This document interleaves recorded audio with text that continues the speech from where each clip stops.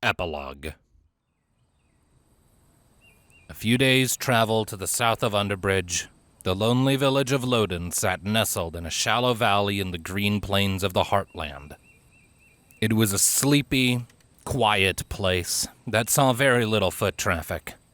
The only road in or out of the village was a narrow dirt path. A stream flowing towards the southern ocean trickled by the east side of the village, providing the inhabitants with fresh water. Kella looked at it all from her place in the small garden she kept in the backyard of her home. She was a Kraven, and an old woman by the standards of her people. She was seated in an old wooden chair, resting her legs and her arms between bouts of tending to her plants.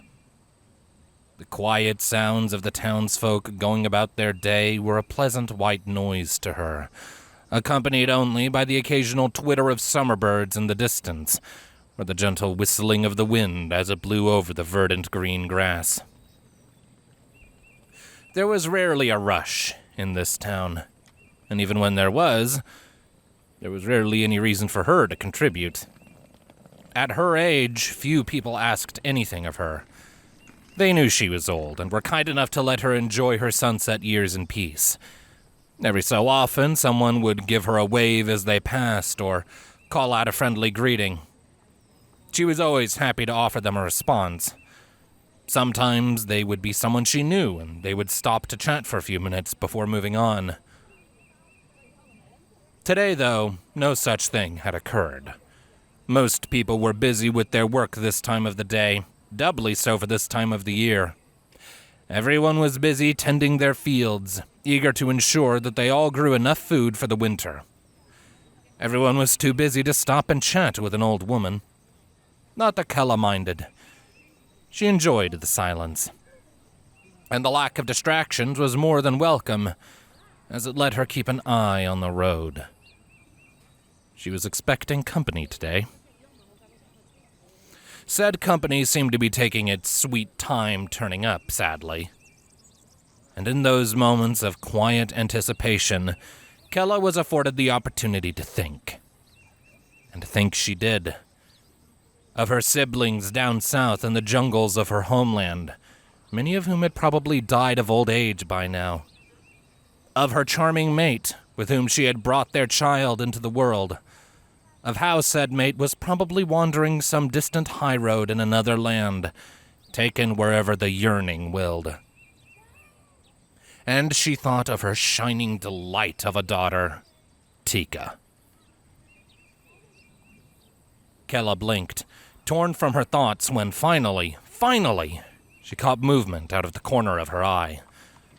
Her sight was not so good anymore, leaving the distant object rolling down the road to appear as a brown blur. The clopping of hooves on the dirt path was a telltale sign, however. She sat up, squinting at it. It rolled steadily closer, and she began to make out more details. It was a horse-drawn wagon. A dwarf sat in the driver's seat, while two figures cuddled together in the back. The dwarf raised his hand in greeting. "Kella!" Bradigan called out once he was in earshot, prompting the Kraven to step eagerly out of her garden, her cheeks lifting into a wide smile.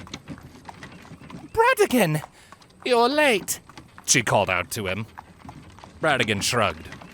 "Not that late," he replied with that trademark grin of his. He pulled softly on the reins, bringing his horse to a halt, and the wagon with it. Kella stepped fully out onto the street. Her eyes drifted from Bradigan into the two figures seated in the back. Her heart beat a little faster, swelling with delight as she recognized her daughter. Tika stood up and leapt eagerly over the rail of the wagon with no hesitation. The girl had grown a few more inches since Kella had last seen her. Inwardly, Kella chastised herself, realizing it was no longer appropriate to call her daughter a girl. She is a woman grown now, she thought with pride. The moment Tika's feet were on the ground, she was running for Kella. She knew what was coming and held her arms out to accept the embrace. Thankfully, Cognizant of her mother's age, Tika slid to a stop right before she reached her and gave her a gentle but loving embrace. Mama!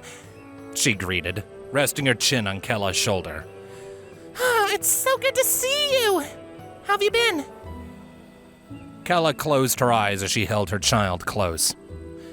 I've been just fine, Tika, she replied, her voice crackling somewhat in her throat. It always brought tears to her eyes when her child came home each season, and this time was no different. If anything, the tears were stronger this time. Tika had graduated now. Kella pulled back to look into her daughter's face, and her pride only grew. Oh my, just look at you. You're so tall now, she said, smiling wider. Tika giggled at the praise, looking off to one side. Oh, come on. I've still got an inch or two left to go. Kella poked her on the tip of the beak, a little trick she had taught Bradigan years ago, and shook her head as Tika went cross-eyed and stunned. That does not make you any less beautiful, Tika, she said. You've grown into a gorgeous woman. Tika flushed, chirping awkwardly and folding her hands behind her back. Mom, come on. I'm not that pretty, she said in a futile attempt to be modest. Lies! A new voice came from the second figure in the wagon. Kella blinked, not recognizing it.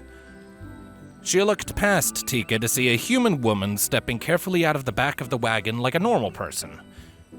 She looked to be no more than 19 or 20 years old, if Kella was recalling human ages correctly. She quickly picked out the features of the woman. The kind and gentle eyes, the smattering of freckles on her slightly blushing cheeks, the wavy brown hair spilling down her back, and the shining bracelet on her left wrist. Tika jumped in place, startled. She cawed, then spun to face the newcomer. Ah! Oh, come on! Don't team up on me! She whined adorably. The woman snickered and came away from the wagon. She didn't say anything else, however, and instead focused on Kella. She smiled warmly, but there was no hiding the nervousness in her eyes. Tika, as if realizing something, quickly cleared her throat and stepped to one side so Kella could see better. Oh,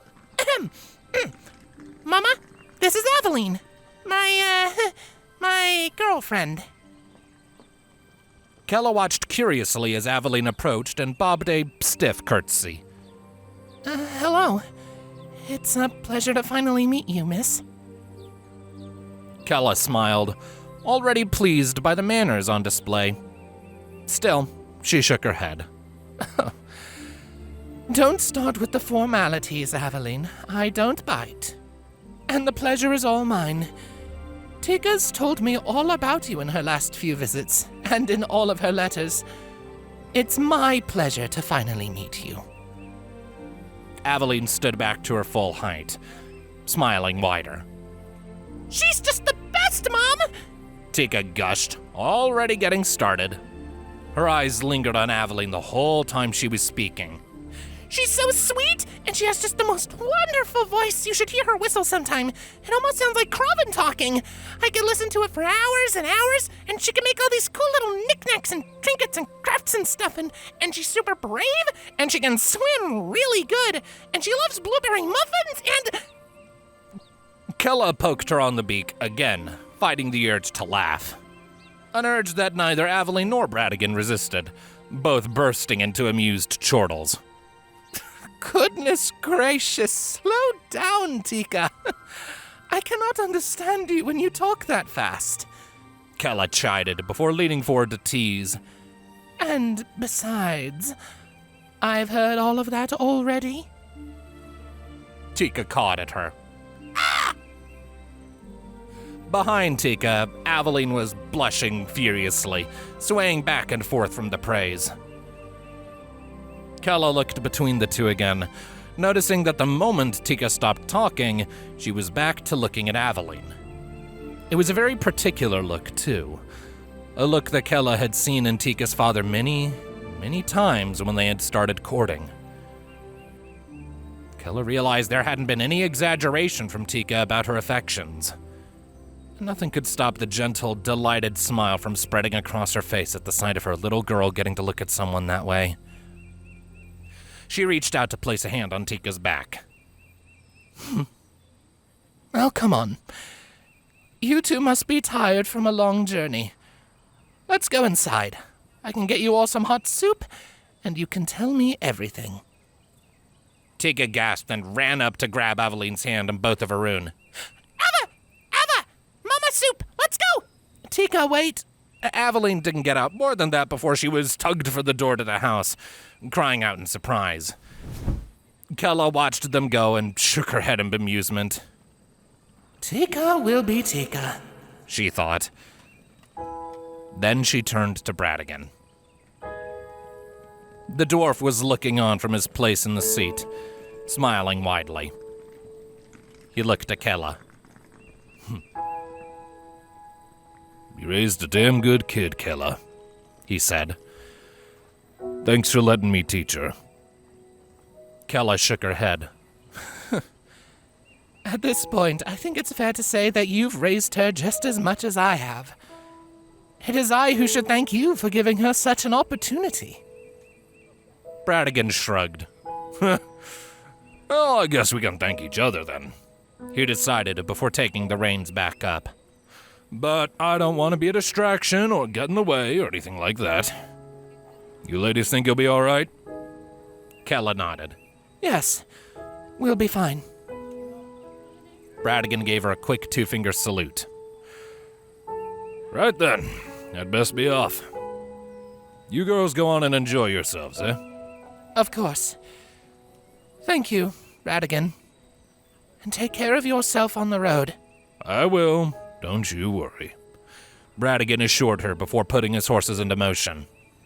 The wagon lurched, rolling forward. Farewell, Kayla. Kella watched him go for a few seconds. A quiet breeze whistled by, and she smiled softly. Farewell, Bradigan, she whispered. She heard Tika speaking energetically in the house, though the words were lost on Kella's aging ears. She smiled softly and made her way inside, closing the door behind her.